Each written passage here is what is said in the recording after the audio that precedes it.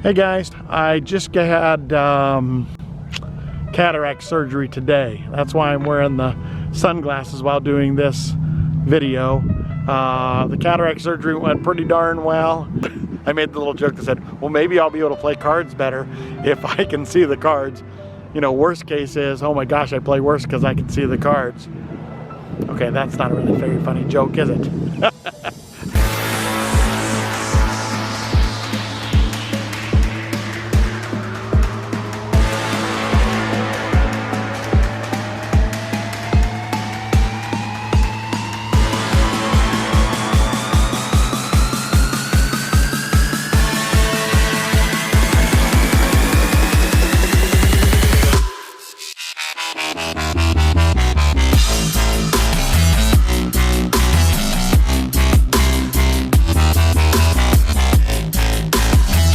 Hey Mr. Bill Poker Peeps, welcome to my next vlog. Hey, I just had cataract surgery, so therefore the sunglasses, and that fits right in with the theme of this vlog. Was I the Terminator, or was I terminated? Was I playing exploitive poker, or did I get exploited? So this vlog has sessions at Choctaw for the World Series Poker Circuit. It has regular Choctaw cash sessions, and it's got sessions at WinStar. So let's go. All right, we got the stupid game going on here for a seat to the main event. Let's go. Oh, I got the biggest ace so far. All the ace. I got the biggest ace so far. Ace, baby, ace. 5 in the door, that's helped you. King, baby. Oh, look at these spades, yes. No spade. Come on, another spade. Come on, baby, with another spade. Oh, he's got two. The turn is a 7. Oh, there's a full house. King. We got a full house. Alright, we're still playing for second and third. Oh, no. Yes, all right, I got the spade. I got two. I got second place. I got second place. All right, well, I didn't win, but I did get my money back for second place. WSOP Circuit main event, Choctaw. Here we go. Okay, WSOP Circuit main event, $1,700. I've got a couple of what would you do hands. I have ace of spades, queen of hearts in middle position 2 with 32K, starting stack 30,000. At second blind level 50 and 100. The middle position makes it 250. I call and the small blind calls. So the flop with 750 in the pot comes ace of hearts, queen of diamonds, 7 of diamonds. It's checked. The guy makes it 350. I have top 2. I raised to 1,000. Next guy folds, and now this guy re-raises to 2,300. What would you do here? So I make the call here because I think top 2, the only thing that's really beating me here is a set. I think I'm trapping him. If he has a set, he's trapping me, but for the most part, I think I'm ahead. The turn with 5450 in the pot is the king of clubs. He leads out for 5,000. Again, what do you do here? Oh, the king is the worst card in the deck. That's the only one I was really concerned about, than him doing that with ace king. I could have had a flush draw, could have had a set, but I decided it's too early in the tournament. I don't want to risk that many chips. I'm still right about starting stack, so I make the fold. Okay, the next hand was played against a player who was very tilty. He was really mad because he lost a pot earlier, that he was one of those guys who thought he was entitled if he flopped like a set or something, he should win every single time. There was 3 diamonds on the board. He ended up losing to a flush, but he was really tilty. He kept raising. He was pounding the table. He was not in a very good frame of mind. Blinds were 75, 150. I have pocket jacks in the under the gun. Again, I have 32K. I'm back up to 32K. I make it 400. The button and the guy who was on tilt in the big blind make the call.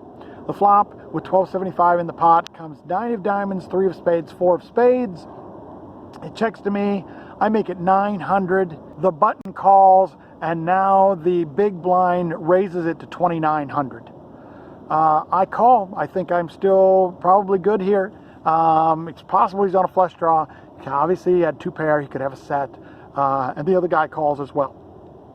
The turn now with 9,075 in the pot comes the 8 of diamonds. He leads out for 3,000. I make the call, and the other guy folds.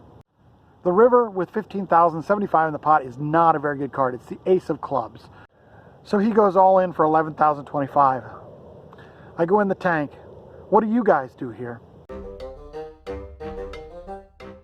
I just think that there's so many bluffs he has here that I make the call, and he's not bluffing. He had a set of fours.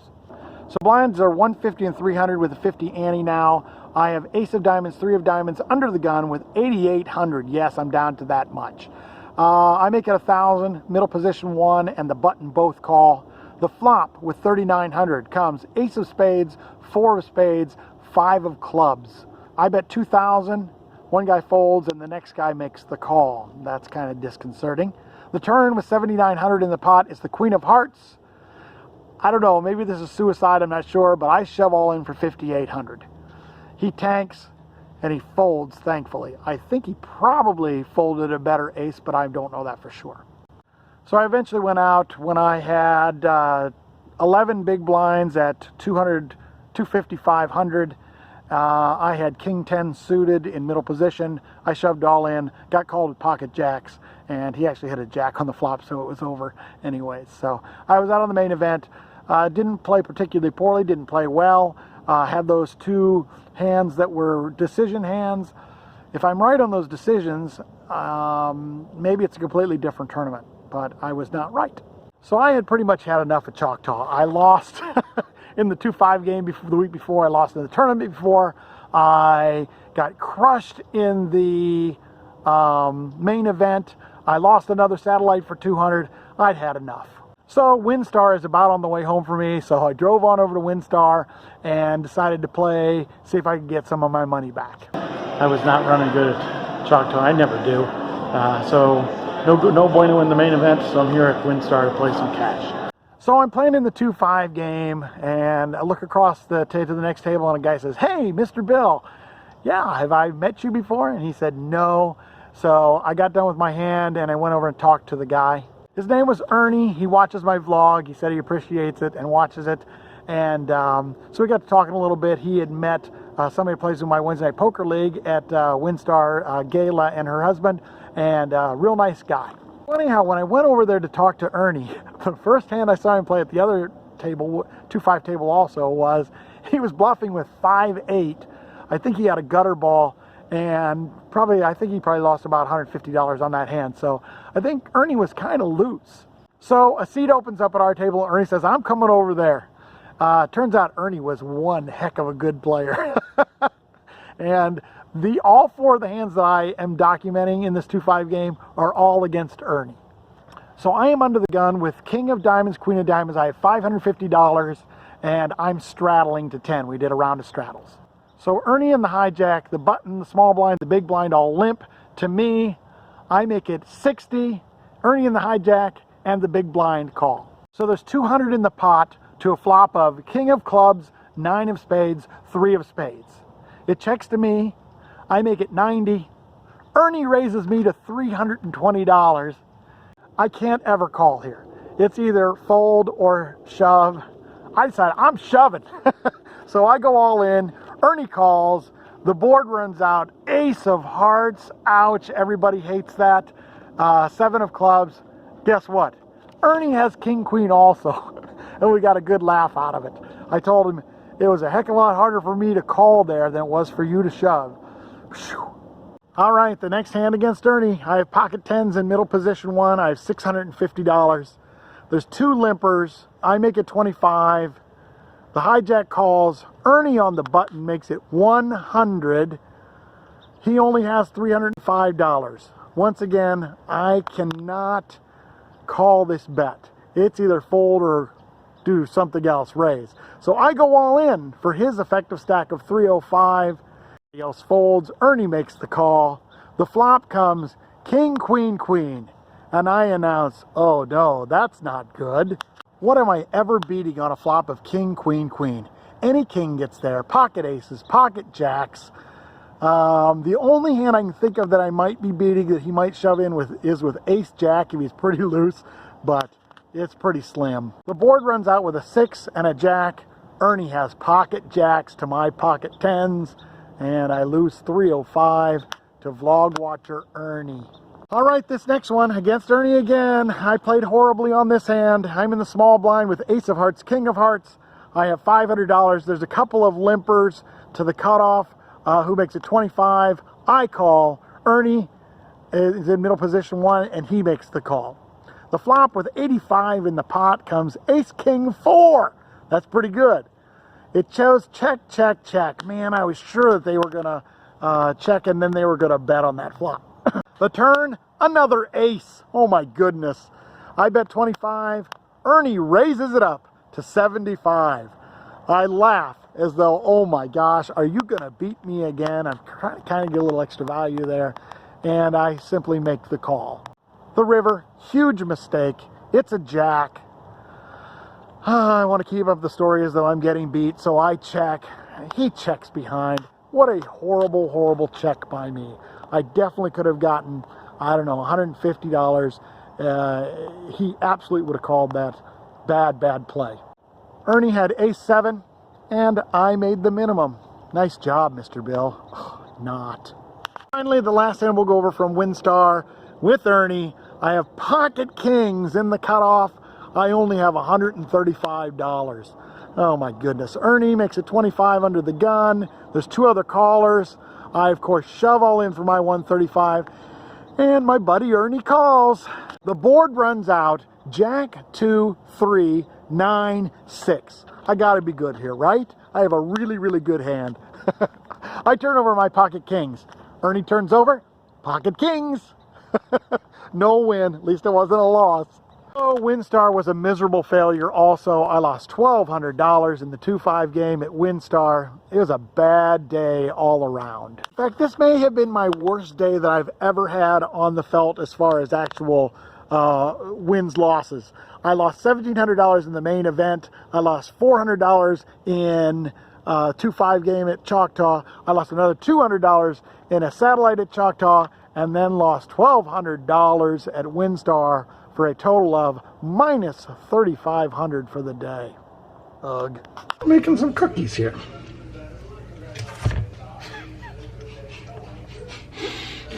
I'm good at eating the cookies. Vicky's good at making the cookies. I'm good at eating the cookies.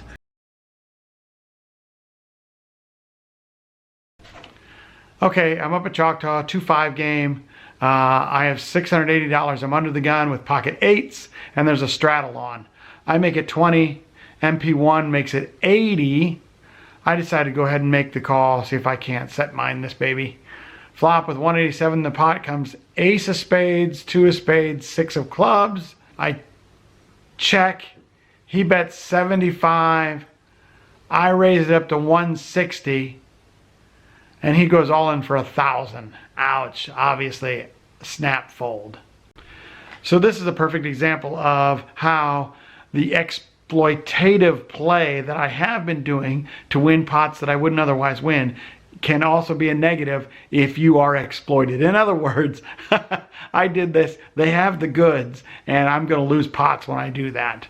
So I lost a ton of hands with pocket 8s, pocket 9s, pocket 7s, king, queen, king, jack, ace, queen. I lost pretty much every one of them.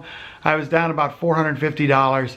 I decided, you know what, this is awful. I need a seat change. So I'm changing from seat 1 to seat 6. While I am moving, I get pocket 10s with $550. I'm in the +1. There's a limper. They accidentally skip me, and I say, hey, wait a minute. And so they go back. I make it 30. The new guy who took my seat makes it 100. He has $400.